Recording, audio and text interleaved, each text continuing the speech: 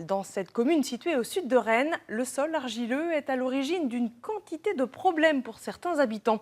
Avec la sécheresse, les murs d'une quarantaine de maisons ne cessent en effet de se fissurer. La mairie réclame l'état de catastrophe naturelle. Explication signée Baptiste Galmiche et Stéphanie Labrousse. Donc ici, j'ai rebouché la fissure avant l'été. Et ici, vous voyez, ça recommence. Chez Christian, les fissures font presque partie du décor. Le volet roulant commençait à tomber. Et je me suis aperçu qu'en fin de compte, c'était la poutre de la mésaline. C'est-à-dire que la mésaline est en train de tomber. C'est-à-dire qu'elle est en train de, là on voit bien, elle est descendue de plus d'1 centimètre. En cause, le terrain sur lequel repose la maison, très argileux. Pendant les périodes de sécheresse, l'eau s'évapore et l'argile se rétracte, mais pas sous la maison. Alors le terrain se déforme et les murs se fissurent.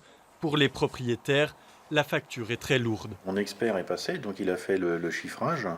Donc l'étude de sol, j'en ai pour 1 896 €. Le confortement du sol par injection de résine, j'en ai pour 27 452. Et vous voyez, au total, avec toutes mes fissures et tout, j'en arrive à 59 737 €.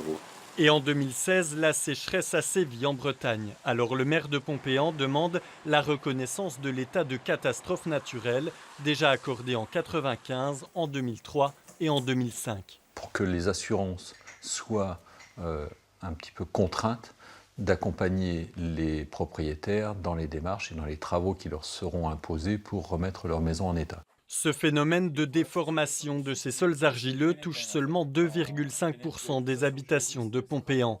Mais la commune a la palme en Bretagne. Pompéan se situe au-dessus de la tache rouge qui correspond à l'aléa le plus fort qu'on a pour le département d'Ille-et-Vilaine. Avec combien de cas? En 2010, on avait recensé 82 cas de maisons fissurées. Seuls les anciens bâtiments sont concernés, car désormais à Pompéan, les propriétaires des nouvelles constructions doivent obligatoirement réaliser une étude du sol avant de bâtir.